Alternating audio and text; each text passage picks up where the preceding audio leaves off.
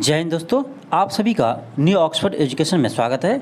चलिए हम आज बीपीएससी शिक्षक भर्ती के लिए आपका क्लास 1 to 5 के लिए न्यू प्रैक्टिस सेट नंबर 2 बनाने जा रहे हैं। आप देख सकते हैं ये आपका नए पैटर्न पर आधारित को प्रैक्टिस सेट है। इसमें देख सकते हैं आपका 5 ऑप्शन है, यानी आपका इसमें 5 ऑप्शन है A, B, C, D और E। इस क्वेश्चन को चलिए बनाते हैं। आपका ये प्रैक्टिस सेट नंबर 2 है। इससे पहले हम आपको प्रैक्टिस सेट नंबर 1 करवा चुके हैं। यदि आप ये वीडियो नहीं देखे हैं तो प्लेलिस्ट में जाकर देख लीजिएगा। चलिए स्टार्ट करते हैं। क्वेश्चन नंबर फर्स्ट है कि निम्नलिखित में से किन स्थानों पर डचों ने अपने व्यापारिक अड्डे स्थापित किए। तो ये आपका नागपट्टनम में किया था, चिंसूरा में ये भी किया था, मछलीपट्टनम में भी किया था, यानी आपका ऑप्शन ये हो जाएंगे। बी भी आपका हो जाएगा, यानी सूरत, भरूच और आगरा में भी किया था, यानी कोचीन, अहमदाबाद और पटना, यानी ए बी सी तीनों आपका सही है, यानी आपका ऑप्शन डी हो जाएंगे उपरोक्त सभी। क्या होगा आपका ऑप्शन डी हो जाएंगे उपरोक्त सभी, यानी सभी जगह डचों ने अपनी फैक्ट्री स्थापित की थी। डचों ने पटना में फैक्ट्री कब स्थापित किया था? ये क्या था आपका 1632 में। इसे आप याद रखिएगा। यह क्वेश्चन आपका बीपीएससी में कितने बार पूछा गया है, इसे आप याद रखिएगा। नेक्स्ट आपका क्वेश्चन नंबर सेकेंड है।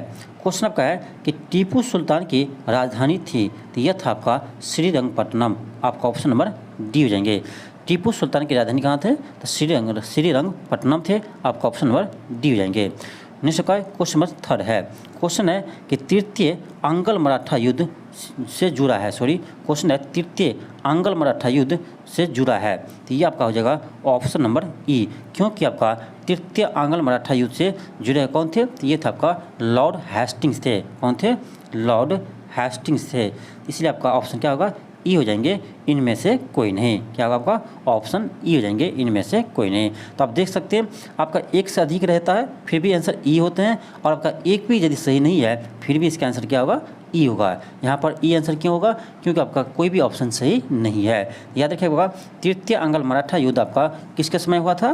तो ये होता आपका यानी लॉर्ड हेस्टिंग के समय में। लॉर्ड हेस्टिंग के समय में हुआ था। कब हुआ था? तो 1817 से 19 के बीच। 1817 से 19 के बीच में हुआ था। इसे आप याद रखिएगा। अब देखिए यही आपका तृतीय अंगल मराठा के युद्ध के बाद पेशवा पद को समाप्त कर दिया गया, यानी मराठा के जो वंशागणुत पद थे पेशवा उसे समाप्त कर दिया। इसी तरह से आपका यानी मराठा का आपका अंतिम पेशवा कौन हुआ? तो बाजीराव द्वितीय बने। याद रखिएगा, यानी मराठा का अंतिम पेशवा कौन है? तो बाजीराव द्वितीय। इसे भी आप याद रखिएगा। नेक्स्ट आपका क्वेश्चन 4 है। क्वेश्चन है कि किस गवर्नर जनरल के कार्यकाल में ईस्ट इंडिया कंपनी को मुगल बादशाह शाह आलम द्वितीय द्वारा बंगाल, बिहार, उड़ीसा की दीवानी अधिकार दिए गए? ये आपका लॉर्ड क्लाइव के समय में। आपका ऑप्शन नंबर ए हो जाएंगे। आपका ऑप्शन नंबर ए हो जाएंगे। एक चीज़ याद रखिएगा, इलाहाबाद के प्रथम संधि के तहत मुगल बादशाह शाह आलम द्वितीय ने बंगाल, बिहार और उड़ीसा की दीवानी अंग्रेज को प्रदान किए थे। इसे आप याद रखिएगा। इलाहाबाद के प्रथम संधि कब हुआ था? याद रखिए 12 अगस्त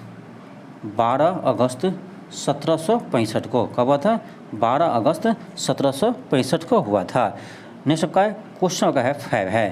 क्वेश्चन है कि भारत में अंग्रेजों के राजस्व प्रशासन के संदर्भ में निम्नलिखित में से कौन रैयतवाड़ी बंदोबस्त तथा इसके क्रियान्वयन से संबंध होने के लिए जाना जाता है? तो याद रखिएगा आपका यानी भारत में पहली बार रैयतवाड़ी बंदोबस्त कौन शुरू किया था? ये क्या था आपका? टॉमस मुंडो और कैप्टन रीड।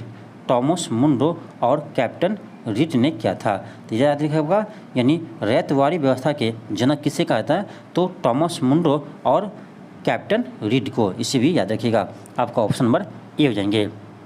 देखिए कैप्टन रीड ने 1792 ईस्वी में कैप्टन रीड ने 1792 ईस्वी में बारामहल जिले में प्रथम बार रैयतवाड़ी व्यवस्था शुरू किया था। याद रखिएगा 1792 ईस्वी में कैप्टन रीड ने प्रथम बार यानी बारामहल जिले में रैयतवाड़ी व्यवस्था शुरू किया था। इसे आप याद रखिएगा। नेक्स्ट आपका क्वेश्चन नंबर 6 है। क्वेश्चन आपका है कि ब्रिटिश शासन के दौरान भारत में उद्योगों का स्वतंत्र विकास नहीं हुआ, इसका कारण क्या था? यानी ब्रिटिश शासन के दौरान यानी 1947 से पहले। तो 1947 से पहले भारत में उद्योग का विकास क्यों नहीं हुआ? क्योंकि भारी उद्योगों का अभाव था। आपका ऑप्शन नंबर ए हो जाएंगे। नेक्स्ट आपका क्वेश्चन नंबर 7 है। क्वेश्चन आपका है कि निम्नलिखित युग्मों में से कौन सा सही सुमेलित नहीं है? ध्यान दीजिए, कौन सा सही सुमेलित नहीं है? आपका ऑप्शन ए है BD. Savarkar, the Indian war of independence, ये बिल्कुल सही है, इसका लेखक वी.डी. सावरकर है। बी है C.R. मजूमदार, द सिपाही म्यूनिटी एंड रिवॉल्व ऑफ 1857, बिल्कुल सही है। सी है राधा कमल मुखर्जी, अवध इन रिवॉल्व, ये आपका गलत है। अवध इन रिवॉल्व के लेखक आपका ये है, आपका याद रखिएगा, रुद्रांशु, क्या है?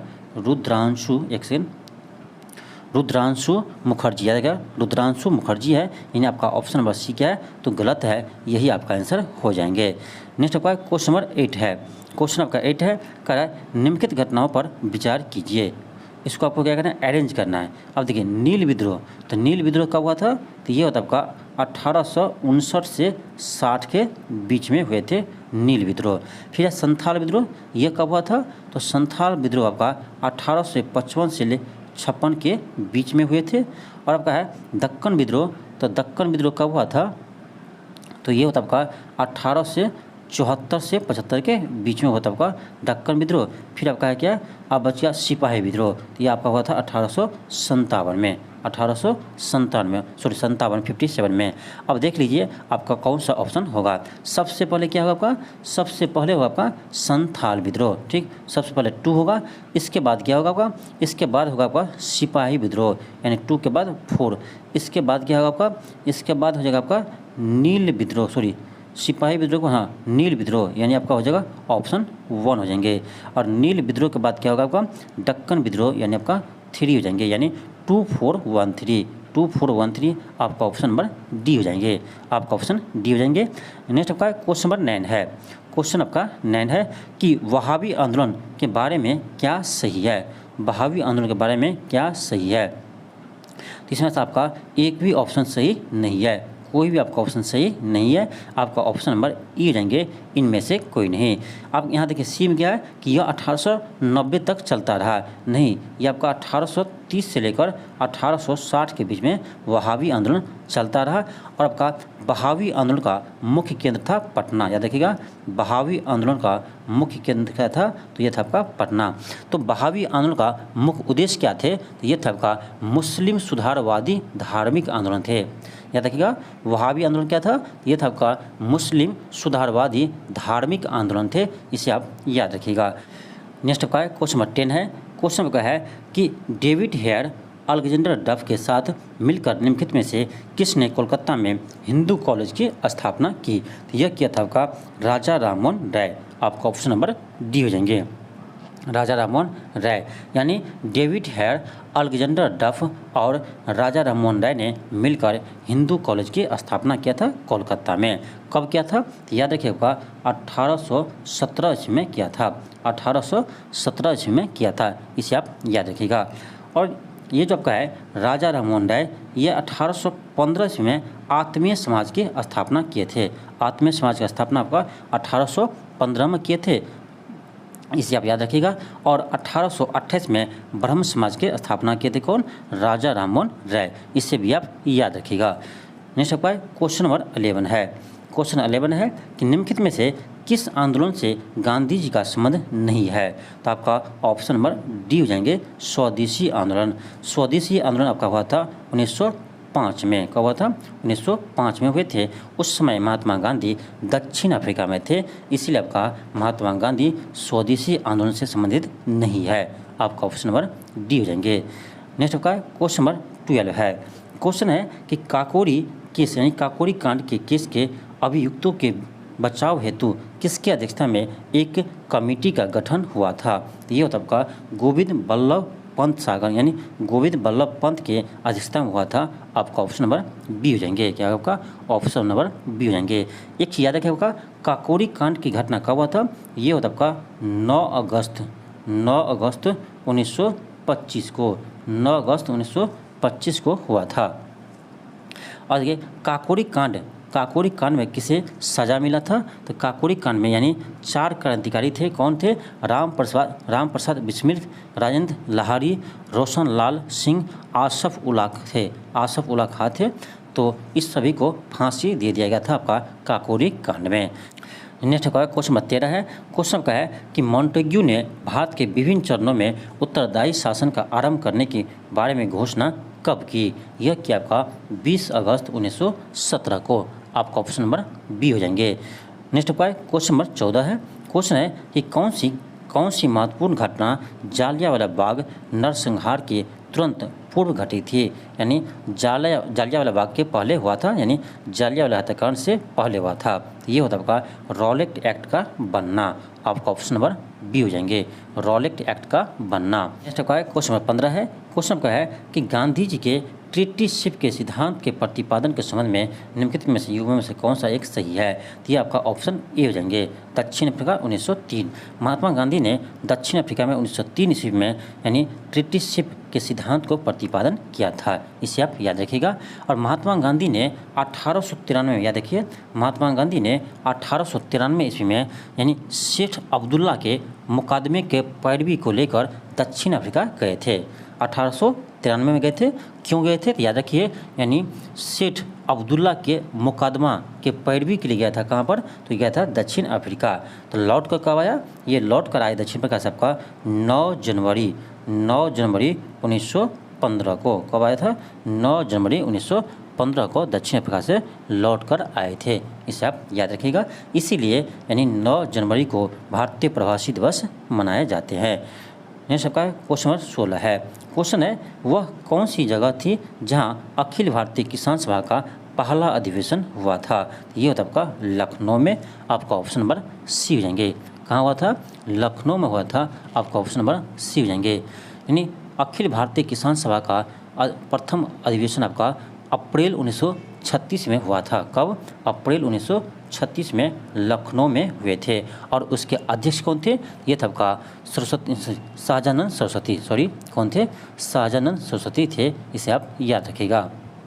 और उसके महासचिव कौन थे? तो महासचिव थे NG रंगा थे। महासचिव NG रंगा थे। इसे आप याद रखिएगा। यानी अखिल भारतीय किसान सभा की स्थापना किसने किया था? तो ये किताब का स्वामी शाहजानंद सरस्वती ने। और इसके यानी सचिव कौन थे? ये था आपका NG रंगा थे। इसे आप याद रखिएगा। नेक्स्ट आपका क्वेश्चन नंबर 17 है।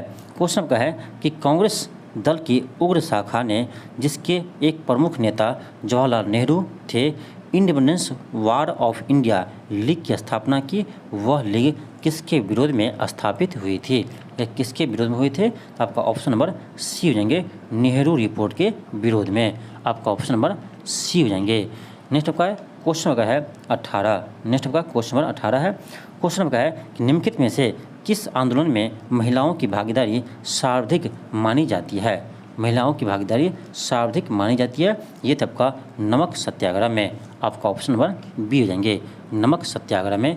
नेक्स्ट आपका क्वेश्चन नंबर 19 है। क्वेश्चन 19 है कि अगस्त 1932 में रैमजे मैकडोनाल्ड के सांप्रदायिक पंचायत के द्वारा पहली बार एक पृथक निर्वाचन समूह बनाया गया। यानी किसके लिए पहली बार एक पृथक निर्वाचन प्रणाली बनाया गया, समूह बनाया गया? ये आपका अछूतों के लिए। किसके लिए? तो अछूतों के लिए पहली बार यानी पृथक निर्वाचन समूह बनाया गया। इसे आप याद रखिएगा। नेक्स्ट आपका क्वेश्चन नंबर 20 है। नेक्स्ट आपका क्वेश्चन नंबर 20 है। क्वेश्चन 20 है कि राजेंद्र प्रसाद ने किसे पाकिस्तान का जन्मदाता माना है? यानी राजेंद्र प्रसाद ने पाकिस्तान के जन्मदाता किसे माना है? ये माना आपका लॉर्ड मिंटो को। किसे माना है? लॉर्ड मिंटो को माना है। आपका ऑप्शन नंबर सी हो जाएंगे। नेक्स्ट आपका क्वेश्चन नंबर 21 है। क्वेश्चन है कि जयप्रकाश नारायण को राष्ट्रीय स्तर के नेता की पहचान किस संदर्भ में मिली? जयप्रकाश नारायण को राष्ट्रीय स्तर के नेता का पहचान कब मिला है? ये मिला आपका भारत छोड़ो आंदोलन में। आपका ऑप्शन नंबर ए हो जाएंगे, भारत छोड़ो आंदोलन में। यह कब शुरू हुआ था? ये शुरू हुआ था आपका 8 अगस्त 1942 को। यानी भारत छोड़ो आंदोलन आपको 8 अगस्त 1942 को शुरू हुआ था। और गांधी जी इसी आंदोलन में यानी भारत छोड़ो आंदोलन में करो या मरो का नारा दिया था। इसे भी आप याद रखिएगा। नेक्स्ट का क्वेश्चन नंबर 22 है। क्वेश्चन है वर्ष 1946 में गठित अंतरिम कैबिनेट अंतरिम सरकार की उपाध्यक्षता किसने की? यह क्या था आपका जवाहरलाल नेहरू ने। आपका ऑप्शन नंबर बी हो जाएंगे। ये देखिए ये आपका सभी क्वेश्चन इंपॉर्टेंट है, तो इस सेट को आप जरूर बनाइए। इसमें आप देख सकते हैं कि सभी क्वेश्चन आपका बहुत ही इंपॉर्टेंट है, इसे आप जरूर बनाइए, आपके एग्जाम में जरूर फायदा करेंगे। नेक्स्ट आपका क्वेश्चन नंबर 23 है। क्वेश्चन है कि किस अधिनियम के अंतर्गत पहली बार यानी प्रथम बार भारत में चुनाव के तत्व का प्रारंभ हुआ। यानी किस अधिनियम के अंतर्गत भारत में पहली बार यानी प्रथम बार चुनाव के तत्व का प्रारंभ हुआ। यह आपका भारतीय परिषद अधिनियम 1892 के तहत, भारतीय परिषद अधिनियम 1892 के तहत आपका ऑप्शन नंबर बी हो जाएंगे। नेक्स्ट का क्वेश्चन नंबर 24 है। क्वेश्चन है कि बिहार में स्वराज दल की गठन किसने किया था। तो ये क्या था आपका श्री कृष्ण सिंह ने। आपका ऑप्शन नंबर ए हो जाएंगे। बहुत ही इंपॉर्टेंट क्वेश्चन है, इसे आप याद रखिएगा। किसने किया था, यानी बिहार में स्वराज दल की स्थापना किसने किया था, तो श्री कृष्ण सिंह ने किए थे। कब किया था, तो 1923 ईस्वी में किया था, इसे भी याद रखिएगा। नेक्स्ट का क्वेश्चन 25 है। क्वेश्चन है वस्त्रों के लिए कपास की खेती का आरंभ सबसे पहले किया, तो भारत में हुआ। आपका ऑप्शन नंबर डी हो जाएंगे। कहाँ हुआ, सबसे पहले भारत में हुआ। देखिए आपका भारत में कपास वस्त्र का उल्लेख सर्वप्रथम आपका सिंधु घाटी सभ्यता से ही प्राप्त होता है। यानी सिंधु घाटी सभ्यता का ही देन है कपास की खेती का, इसे भी आप याद रखिएगा। नेक्स्ट आपका क्वेश्चन 26 है।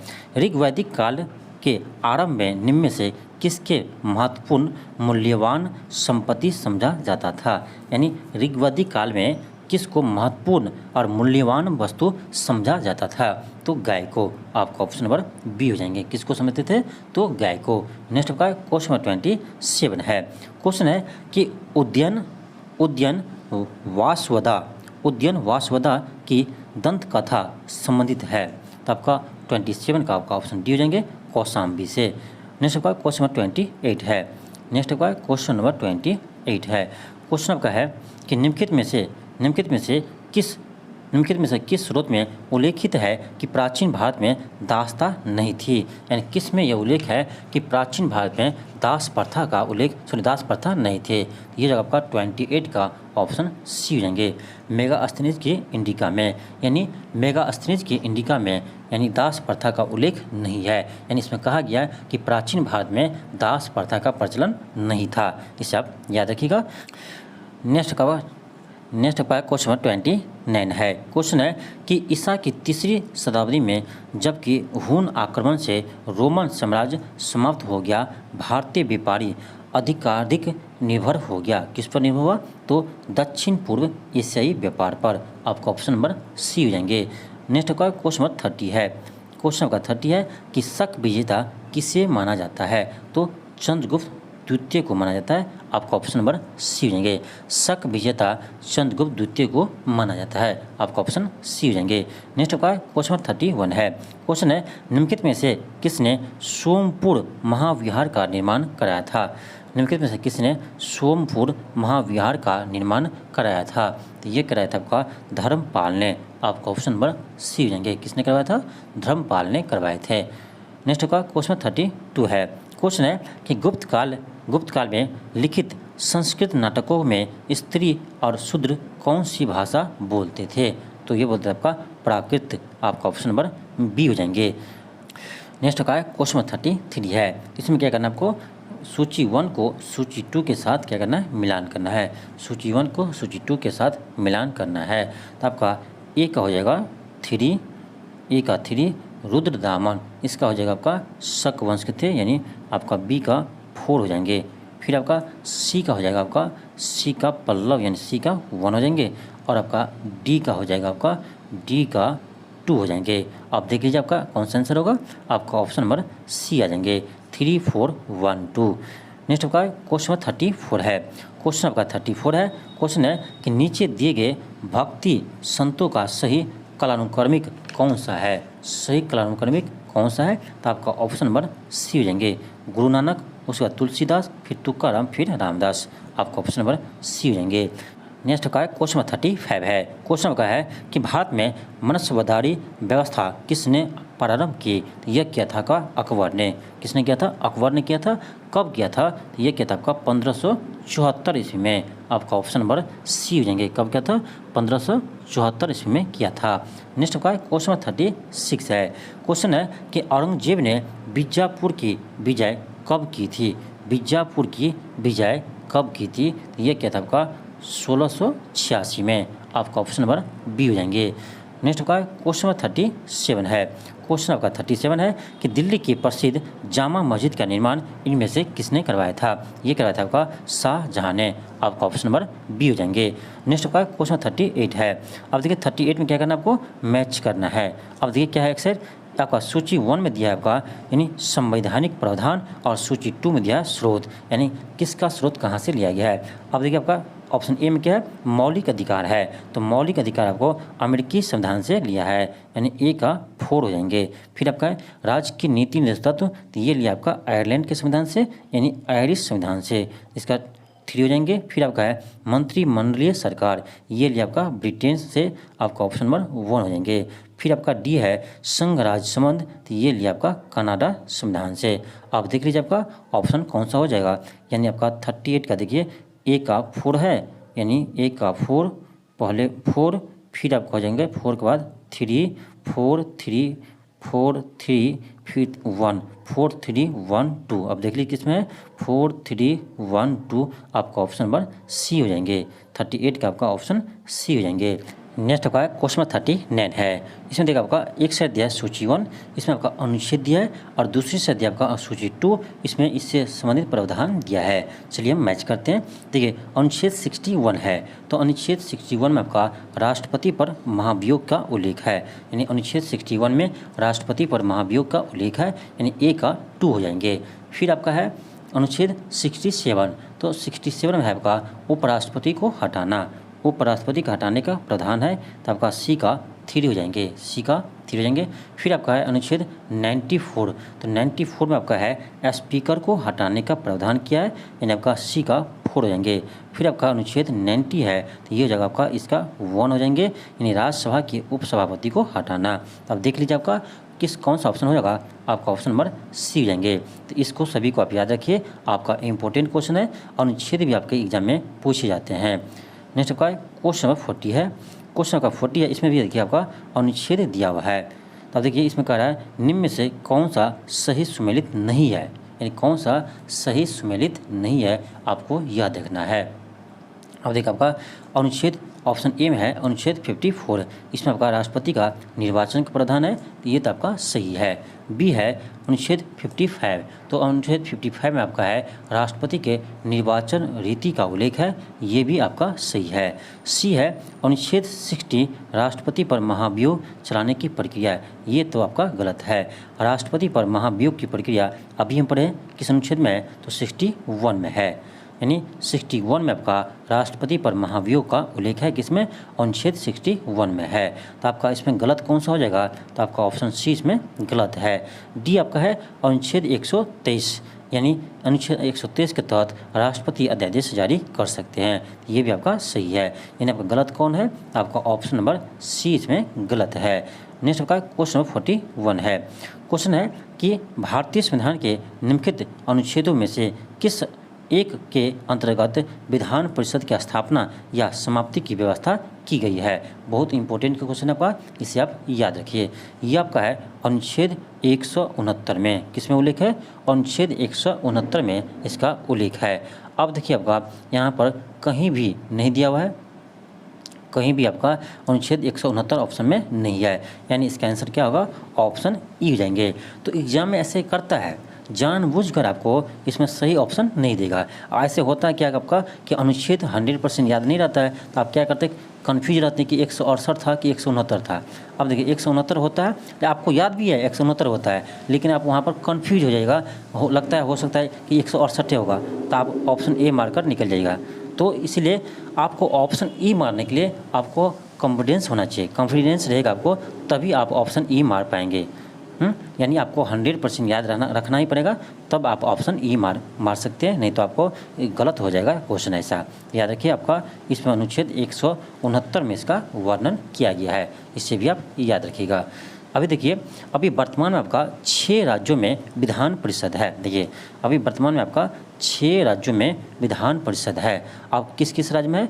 तो ये आपका है आंध्र प्रदेश, बिहार, कर्नाटक, महाराष्ट्र, तेलंगाना और उत्तर प्रदेश। ये आपका 6 राज्यों में अभी विधान परिषद है। कौन कौन है फिर बता देते हैं आपको। आंध्र प्रदेश, बिहार, कर्नाटक, महाराष्ट्र, तेलंगाना, उत्तर प्रदेश, ये 6 राज्यों में भी आपका विधान परिषद स्थित है, यानी व्यवस्था है आपका। नेक्स्ट आपका है क्वेश्चन नंबर 42 है। क्वेश्चन आपका 42 है कि भारतीय संविधान की निम्न दी गई अनुसूचियों में से कौन सी अनुसूची राज्यों के नाम की सूची और राज्यों की क्षेत्र को ब्यौरा देते हैं, यानी किस अनुसूची में राज्यों के नाम है और उसके क्षेत्र के ब्यौरा है। तो ये आपका है अनुच्छेद 1 में है, अनुसूची 1 में है। किस में है? अनुसूची 1 में है। आपका ऑप्शन नंबर ए हो जाएंगे, आपका ऑप्शन ए हो जाएंगे। नेक्स्ट आपका है क्वेश्चन 43 है। क्वेश्चन आपका 43 है कि मौलिक अधिकार, तो मौलिक अधिकार है आपका ऑप्शन ए है कि कभी भी निलंबित नहीं किए जा सकते हैं, ये आपका गलत है। सेकंड है कि प्रधानमंत्री के निर्देश से निलंबित हो सकते हैं, ये भी आपका गलत है। सी है कि राष्ट्रपति की इच्छा पर निलंबित हो सकते हैं, ये भी आपका गलत है, ऐसा नहीं है। आपातकालीन की स्थिति में निलंबित किए जा सकते हैं, ये आपका सही है। आपात की स्थिति में मौलिक अधिकार को निलंबित कर सकते हैं, इसे आप याद रखिएगा। लेकिन देखिए, याद रखिए आप अनुच्छेद 20 और 21 को छोड़ करके और अधिकार को निलंबित कर सकते हैं, यानी आपका आर्टिकल 20 और 21 को निलंबित नहीं कर सकते हैं, ये भी आप याद रखिए। यानी अनुच्छेद 20 और 21 को छोड़ करके और अधिकारों को निलंबित कर सकते हैं आपातकाल के दौरान, लेकिन अनुच्छेद 20 और 21 को निलंबित नहीं कर सकते हैं, इससे आप याद रखिएगा। भारतीय संविधान आपका मौलिक अधिकार आपका अमेरिका के संविधान से लिया गया है। कहाँ से लिया है? अमेरिकी संविधान से लिया गया है, इससे आप याद रखिएगा। नेक्स्ट आपका है क्वेश्चन 44 है। क्वेश्चन है कि व्यक्तिगत स्वतंत्रता के अधिकार के लिए निम्नलिखित में से कौन सी रिट याचिका दायर की जा सकती है। यह आपका हैबियस कॉर्पस, कौन कर सकते हैं? Habeas corpus. देखिए, एक चीज़ याद है कि आपका अनुच्छेद 32 के तहत सुप्रीम कोर्ट को रिट जारी करने की शक्ति प्राप्त है। वही आपका अनुच्छेद 226 के तहत हाई कोर्ट को रिट जारी करने के अधिकार प्राप्त है, इसे आप याद रखिए। नेक्स्ट आपका क्वेश्चन 45 है। क्वेश्चन है कि भारतीय संविधान की कौन सा संशोधन यह प्रावधान करता है कि कोई कानून जो राज्य के उन नीति निषेध सिद्धांतों को है जो अनुच्छेद 39 के बी और सी में वर्णित है, प्रभावी बनाने हेतु पारित किए गए इस कारण से निरस्त नहीं किया जाएगा कि वह अनुच्छेद 14 और 19 प्रदत्त अधिकारी को समर्पित करता है, तो ये आपका बहुत ही अच्छा क्वेश्चन है। इसका आंसर आपका ऑप्शन ए हो जाएंगे, यानी 25वां संविधान संशोधन में यह प्रावधान किया गया था, आपका ऑप्शन नंबर ए हो जाएंगे। नेक्स्ट आपका है क्वेश्चन नंबर 46 है। क्वेश्चन 46 है कि निम्नलिखित में से कौन सा सदस्य के रूप में सरकारिया आयोग से नहीं जुड़े थे, आपका ऑप्शन नंबर सी हो जाएंगे, आपका ऑप्शन नंबर सी हो जाएंगे। देखिए, सरकारिया आयोग का गठन आपका यानी जून 1983 में किया गया था। किस लिए किया गया था? तो केंद्र राज्य संबंध पर सिफारिश के लिए किया गया था, तो इसे आप याद रखिए, यानी 1983 में किया गया था सहकारी आयोग का गठन। नेक्स्ट आपका क्वेश्चन 47 है। क्वेश्चन आपका है कि लेखा अनुदान संघ सरकार को अनुमति प्रदान करता है। इसका आंसर आपका ऑप्शन डी हो जाएंगे कि निश्चित अवधि के लिए भारतीय संचित निधि से धन निकालने के लिए। नेक्स्ट आपका क्वेश्चन 48 है। क्वेश्चन आपका है कि भारतीय संविधान का निम्नलिखित में से कौन सा अनुच्छेद भारत के राष्ट्रपति को अध्यादेश जारी करने की शक्ति प्रदान करता है। यह क्वेश्चन आपका पीछे भी आगे आ चुका था, यहाँ पर जहाँ पर मैचिंग था, मैच करने वाला क्वेश्चन था, वहाँ आपका ये था आपका अनुच्छेद 123। याद रखिए, अध्यादेश जारी करने की शक्ति राष्ट्रपति को प्राप्त है अनुच्छेद 123 में। आपका ऑप्शन नंबर क्या होगा? तो सी हो जाएंगे, आपका ऑप्शन नंबर सी हो जाएंगे। नेक्स्ट आपका क्वेश्चन नंबर आपका 49 है। क्वेश्चन आपका है कि प्रथम स्पीकर जिसके खिलाफ लोकसभा में अविश्वास प्रस्ताव लाया गया था, यानी प्रथम स्पीकर कौन है जिसके खिलाफ लोकसभा में अविश्वास पारित किया गया था? इसे आप याद रखिएगा, यह थे आपका यानी जीवी मालवंकर, जीवी मालवंकर। आपका ऑप्शन नंबर बी हो जाएंगे। यानी जीवी मालवंकर के खिलाफ क्या लाया था? अविश्वास प्रस्ताव लाया था। और आपका लोकसभा का प्रथम यानी लोकसभा के आपका प्रथम स्पीकर थे कौन? जीवी मालवंकर थे। लोकसभा के प्रथम अध्यक्ष थे आपका जीवी मालवंकर, जिसके खिलाफ आपका 1954 में अविश्वास प्रस्ताव लाया गया था। इसे आप याद रखिएगा। नेक्स्ट आपका क्वेश्चन नंबर 50 है। क्वेश्चन 50 है कि लोक लेखा समिति अपनी रिपोर्ट किससे प्रस्तुत करती है? तो लोक लेखा समिति अपनी रिपोर्ट संसद को प्रस्तुत करती है। आपका ऑप्शन नंबर डी हो जाएंगे। आपका ऑप्शन नंबर डी हो जाएंगे। एक चीज़ याद रखिएगा, लोक लेखा समिति के जुड़वा बहन कहते हैं किसको? प्राक्कलन समिति को कहते हैं। याद रखिए, लोक लेखा समिति का जुड़वा बहन कहते हैं प्राक्कलन समिति को। इसे भी याद रखिएगा। क्वेश्चन 51 है कि 86वां संविधान संशोधन द्वारा शिक्षा का अधिकार किस वर्ष लागू किया गया? शिक्षा का अधिकार किस वर्ष लागू किया गया? ये लागू किया आपका 2010 में। आपका ऑप्शन नंबर सी हो जाएंगे, सॉरी डी हो जाएंगे। आपका ऑप्शन नंबर डी हो जाएंगे। ठीक है, आपका 86वां संविधान संशोधन 2002 में हुआ था। कब हुआ था? 2002 में हुआ था। उसके तहत प्रावधान किया गया था आपका कि 6 से 14 वर्ष के सभी बालकों को निःशुल्क शिक्षा प्रदान करना मौलिक अधिकार होगा। ये आपका अनुच्छेद 21 के ए में जोड़ा गया था। ये भी याद रखिए, अनुच्छेद 21 के ए में इसे जोड़ा गया था। तो ये तो आपका आया था कब? 2002 में, 86वां संविधान संशोधन 2002 में। लेकिन यह लागू कब हुआ? तो यह लागू हुआ आपका 2010 में। कब लागू हुआ? 2010 में इसे लागू किया गया। इससे भी आप याद रखिएगा। नेक्स्ट आपका क्वेश्चन 52 है। क्वेश्चन आपका 52 है। क्वेश्चन है कि मंत्रिपरिषद का सदस्य बिना राज्य विधानसभा का सदस्य बने। क्वेश्चन क्या है? मंत्रिपरिषद का सदस्य बिना राज्य विधानसभा का सदस्य बने कितने समय तक अपने पद पर रह सकते हैं? तो 6 माह तक रह सकते हैं। देखिए, यानी आपका चाहे लोकसभा हो चाहे विधानसभा हो, लोकसभा हो या विधानसभा हो, कहीं भी आप मंत्री बनने के लिए, मंत्री तो आप बन जाते हैं। मान लीजिए आप लोकसभा का सदस्य है, नहीं आप राज्यसभा का सदस्य है, फिर भी आप केंद्र सरकार में क्या करते हैं? कोई मंत्री बन जाते हैं, बन सकते हैं। यदि आप लोकसभा और राज्यसभा किसी के सदस्य नहीं है, फिर भी आप मंत्री बन सकते हैं, लेकिन 6 माह तक ही बन सकते हैं। 6 माह के अंदर आपको किसी न किसी का सदस्य बनना पड़ेगा, चाहे लोकसभा का चाहे राज्यसभा का, तभी आप मंत्री के पद पर रह सकते हैं।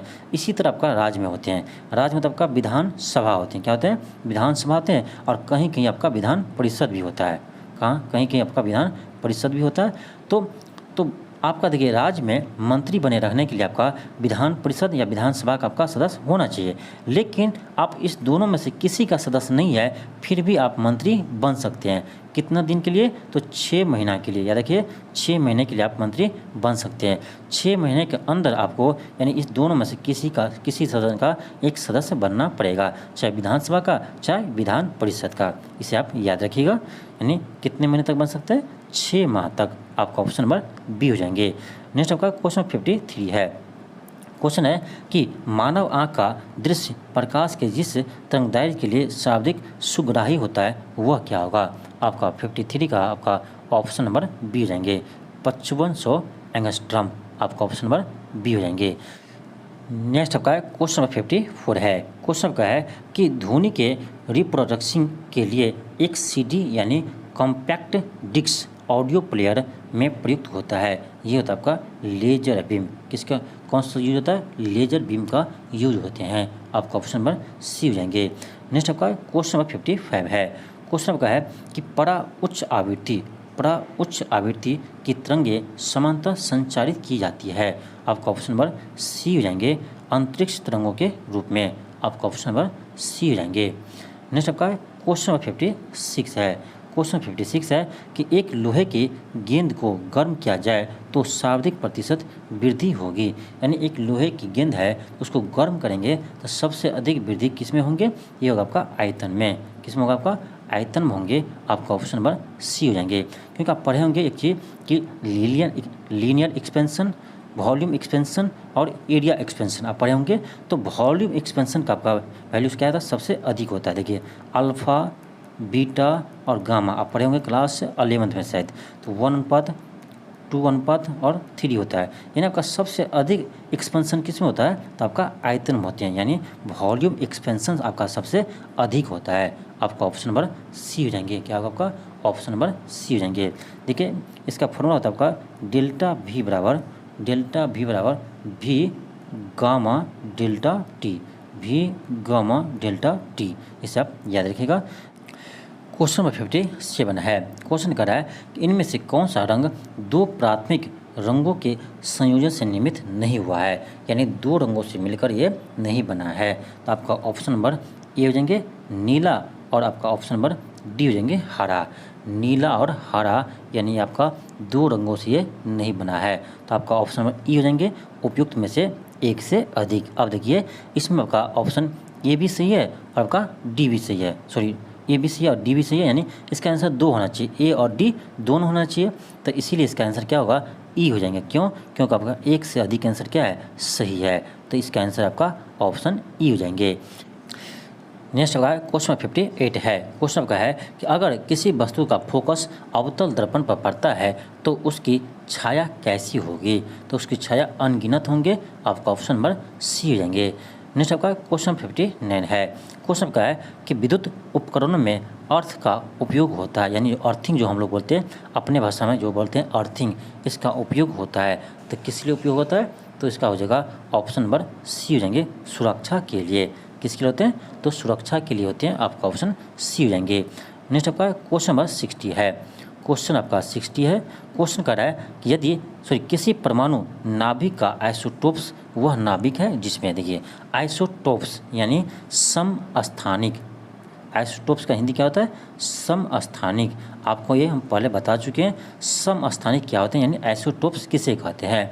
तो जिस परमाणु का आपका एटॉमिक नंबर क्या हो, सेम हो, क्या हो, एटॉमिक नंबर आपका सेम हो, यानी परमाणु संख्या सेम हो, लेकिन परमाणु भार यानी मास नंबर क्या हो, तो आपका डिफरेंट हो, तो हम उससे क्या कहते हैं, उससे हम आइसोटोप्स कहते हैं, यानी आपका समस्थानिक कहते हैं।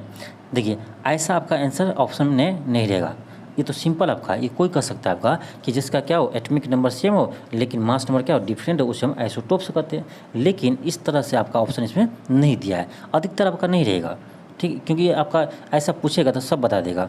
अब देखिए अब कैसे इसको बनाएंगे, एक चीज़ ध्यान रखिए, आपको हम कितना बार बता चुके हैं कि किसी भी एटम आपका प्रोटॉन और न्यूट्रॉन उसके न्यूक्लियस में होते हैं और इलेक्ट्रॉन आपका क्या लगता है, चक्कर लगाता है। और जो आपका न्यूक्लियस में प्रोटॉन और न्यूट्रॉन है उसी को हम क्या बोलते हैं, मास नंबर बोलते हैं। ध्यान रखिए मास नंबर क्या होता है, number of proton plus number of neutron होते हैं, उसको हम क्या कहते हैं, मास नंबर कहते हैं। और एक चीज़ ध्यान रखिए कि जो आपका यानी परमाणु संख्या होता है यानी एटॉमिक नंबर होते हैं, एटॉमिक नंबर हम किसे कहते हैं, तो आपका atomic number number of proton के बराबर होते हैं, यानी एटॉमिक नंबर आपका नंबर ऑफ प्रोटॉन के बराबर होते हैं और आपका mass number number of proton और प्लस नंबर ऑफ न्यूट्रॉन के बराबर होते हैं।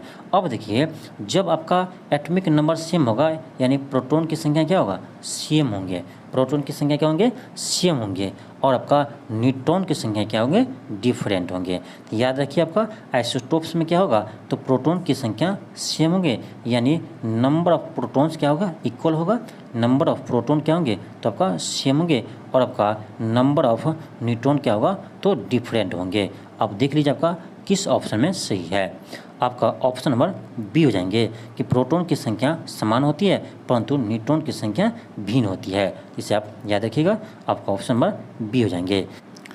नेक्स्ट आपका क्वेश्चन नंबर 61 है। क्वेश्चन आपका है कि निम्न तत्वों में से किस में न्यूट्रॉन नहीं होता है, तो याद रखिएगा न्यूट्रॉन आपका हाइड्रोजन में नहीं होते हैं, हाइड्रोजन में आपका न्यूट्रॉन नहीं होते हैं क्योंकि हाइड्रोजन का आपका एटॉमिक नंबर भी 1 होता है और इसका मास नंबर भी 1 होता है। अभी हम जाने पड़े कि मास नंबर क्या होता है, आपका मास नंबर होते हैं number of proton plus number of neutron. अब देखिए इसका मास नंबर भी कितना है, 1 है, कितना है, इसका मास नंबर भी 1 है और प्रोटॉन भी कितना है, 1 है। ऐसे कीजिए यहाँ पर न्यूट्रॉन यहाँ से निकालिए तो आपका न्यूट्रॉन क्या आ जाएगा, n बराबर आपका 0 आ जाएंगे, क्या जाएगा, n बराबर आपका 0 आ जाएंगे। इसीलिए आपका हाइड्रोजन में न्यूट्रॉन नहीं होते हैं। तो इसका आंसर क्या होगा, आपका ऑप्शन नंबर ई हो जाएंगे, इनमें से कोई नहीं, इनमें से कोई नहीं, यानी कोई भी सही आपका नहीं है, इसीलिए इसका आंसर क्या होगा, ऑप्शन ई हो जाएंगे। नेक्स्ट आपका है क्वेश्चन नंबर 62 है। क्वेश्चन आपका है कि आणविक संरचना के बारे में निम्नलिखित में से कौन सा कथन सही है।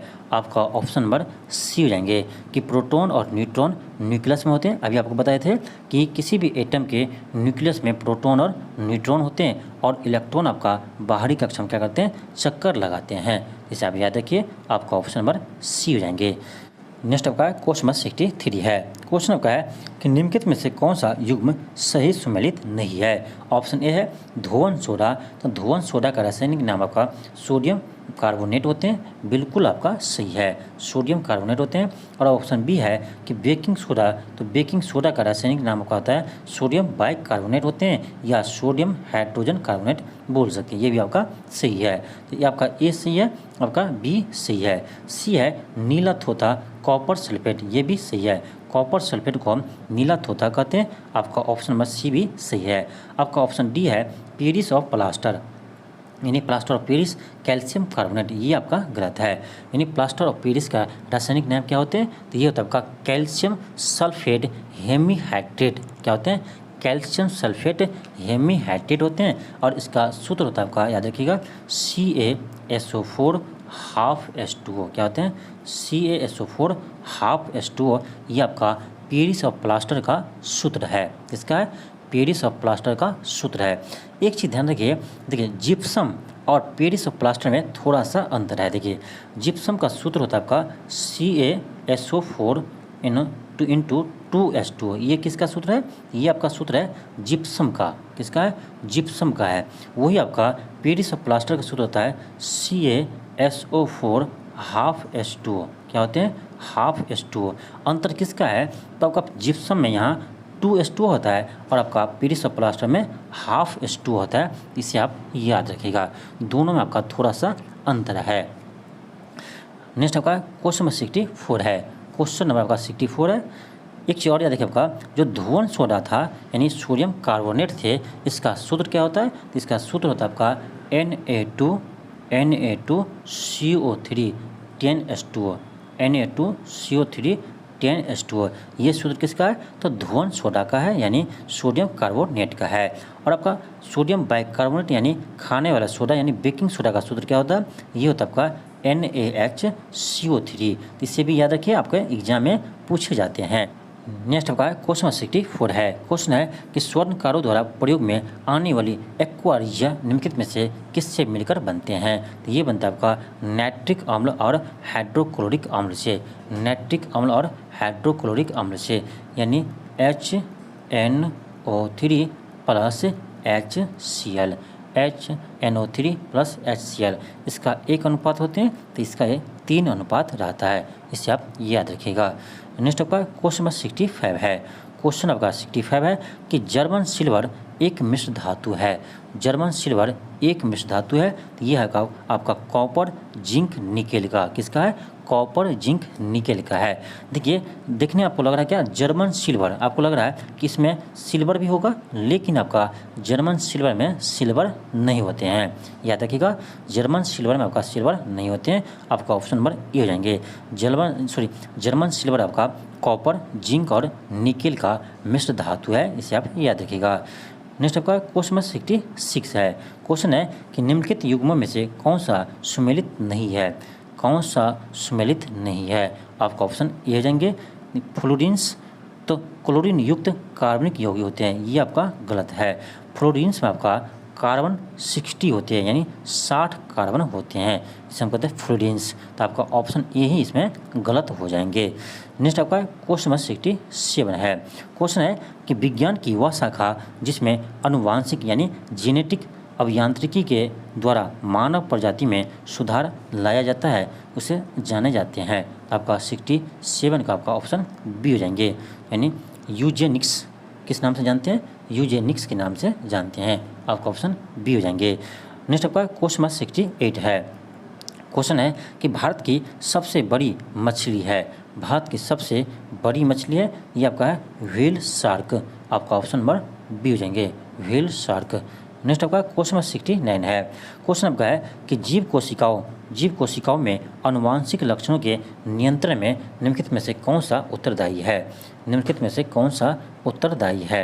यह आपका डीएनए। कौन उत्तरदायी है, तो डीएनए इसके लिए उत्तरदायी है। आपका ऑप्शन नंबर डी हो जाएंगे। आपका ऑप्शन नंबर डी हो जाएंगे। डीएनए की संरचना यानी मॉडल का खोज किसने किया था, तो ये क्या था आपका वाटसन एंड क्रिक ने किया था। नेक्स्ट आपका क्वेश्चन नंबर 70 है। क्वेश्चन नंबर 70 है कि निम्न पर विचार कीजिए और ये गुण विशिष्ट है, यानी ये तीनों गुण किस में होता है। ऑप्शन ए है, 1 है कि यह मानव की दूसरी बड़ी ग्रंथि है, यह मानव की दूसरी बड़ी ग्रंथि है। सेकंड है कि इसका रस का विशेष प्रकार की कोशिकाओं में स्रावित होता है तथा क्षारीय होता है। सी है कि इसके रस को पूर्ण पाचक रस भी कहा जाता है। तो आपका ये किसके बारे में कहा जा रहा है, ये आपका अग्नाशय के बारे में कहा जा रहा है। आपका ऑप्शन नंबर सी हो जाएंगे।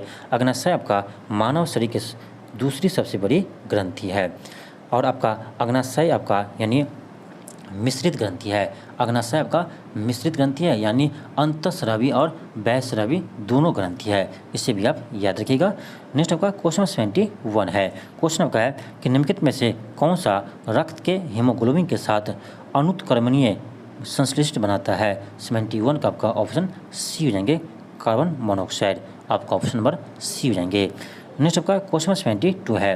क्वेश्चन है कि मानव शरीर के निम्नलिखित भागों में से किस एक में शुक्राणु डिंब को निश्चित करता है। शुक्राणु डिंब को निश्चित करता है, ये करता है आपका डिंब वाहिका नली में। आपका ऑप्शन नंबर बी हो जाएंगे। नेक्स्ट आपका क्वेश्चन 73 है।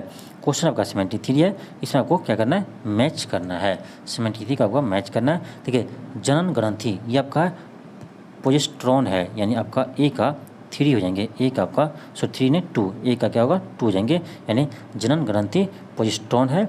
आपका पीयूष ग्रंथि आपका हो जाएगा वृद्धि हार्मोन्स हो जाएंगे, इन आपका बी का क्या होगा 3 हो जाएंगे। फिर आपका अग्नाशय, तो अग्नाशय यानी इंसुलिन, यहाँ से क्या होता है, तो इंसुलिन के स्रावित होते हैं। फिर आपका अधिवृक्क, तो डी का आपका हो जाएगा 4 हो जाएंगे। अब देख लीजिए आपका कौन सा आंसर होगा, आपका ऑप्शन सी हो जाएंगे 2, 3, 1, 4। नेक्स्ट आपका क्वेश्चन 74 है। क्वेश्चन आपका 74 है कि सेरिब्रल पाल्सी एक मस्तिष्क संबंधी विकार है जो सामान्यतः पाया जाता है, यानी छोटे बच्चों में पाए जाते हैं। आपका ऑप्शन नंबर सी हो जाएंगे। नेक्स्ट आपका क्वेश्चन नंबर 75 है। क्वेश्चन आपका है कि फेनिल कीटोन में उपापचय की जन्मजात भूल का एक उदाहरण है, इस भूल से निर्देश है। आपका ऑप्शन नंबर सी हो जाएंगे कि एंजाइम के वंशागत अभाव का। आपका ऑप्शन नंबर सी हो जाएंगे। नेक्स्ट का है क्वेश्चन 76 है। क्वेश्चन है कि निम्नलिखित में से कौन सा एक पादप के लिए आवश्यक सूक्ष्म पोषक नहीं है। सोडियम। आपका ऑप्शन नंबर सी हो जाएंगे, सोडियम की आवश्यकता नहीं है। नेक्स्ट का क्वेश्चन 77 है। क्वेश्चन का है कि एथेनॉल के व्यावसायिक उत्पादन के लिए कौन सा खमीर प्रयोग में लाया जाता है। आपका 77 का आपका ऑप्शन बी हो जाएंगे, सैक्रोमाइसिस सेरेविसी। आपका ऑप्शन बी हो जाएंगे। नेक्स्ट आपका क्वेश्चन 78 है। इसमें आपका क्या दिया है, एक सेट सूची 1 दिया है वनस्पति और दूसरे सेट सूची 2 दिया है इसका उपयोग, यानी किस वनस्पति का किस में उपयोग होता है। तो 78 में देखिए आपका क्या ब्राही, यानी ए का आपका हो जाएगा 4, क्या होगा ए का 4 हो जाएंगे। फिर आपका सदाबहार, आपका यानी आपका बी का हो जाएगा आपका 1 हो जाएंगे। फिर आपका है पुदीना, आपका सी का हो जाएंगे यानी वातहर, आपका 2 हो जाएंगे। और इसका हो जाएगा आपका यानी डी का ऑप्शन 3 हो जाएंगे। अब देख लीजिए आपका कौन सा ऑप्शन सही है, तो आपका ऑप्शन नंबर बी बिल्कुल सही है। नेक्स्ट आपका क्वेश्चन 79 है। क्वेश्चन का है कि प्रथम भारतीय संप्रेषण सैटेलाइट एप्पल छोड़ा गया। प्रथम भारतीय संप्रेषण सैटेलाइट एप्पल छोड़ा गया था, ये कब छोड़ा गया था, तो आपका ऑप्शन नंबर सी हो जाएंगे 19 जून 1981 को। 19 जून 1981 को छोड़ा गया था। नेक्स्ट आपका क्वेश्चन नंबर 80 है। क्वेश्चन आपका है कि ब्लीचिंग पाउडर का उपयोग के लिए नहीं किया जाता है, यानी ब्लीचिंग पाउडर का उपयोग किस कार्य के लिए नहीं करते हैं। तो आपका ऑप्शन नंबर सी हो जाएंगे। ब्रेड बनाने में ब्लीचिंग पाउडर का यूज नहीं होता है। इसका यूज किस में होता है? तो पानी को कीटाणु रहित बनाने में और रसायनों के ऑक्सीकरण में और कपास की ब्लीचिंग में। यानी आपका ऑप्शन नंबर इसका क्या होगा? सी हो जाएंगे। इसका उपयोग किस में नहीं होता है? तो ब्रेड बनाने में इसका उपयोग नहीं होता है। तो ये था आपका प्रैक्टिस सेट नंबर 2। चलिए आज के लिए इतना ही। थैंक यू, धन्यवाद। मिलते हैं आपको नेक्स्ट वीडियो में। यदि आप चैनल पर नए हो तो चैनल को सब्सक्राइब कर लीजिए और अपना इस वीडियो को अपने दोस्तों के पास ज़रूर शेयर कीजिए।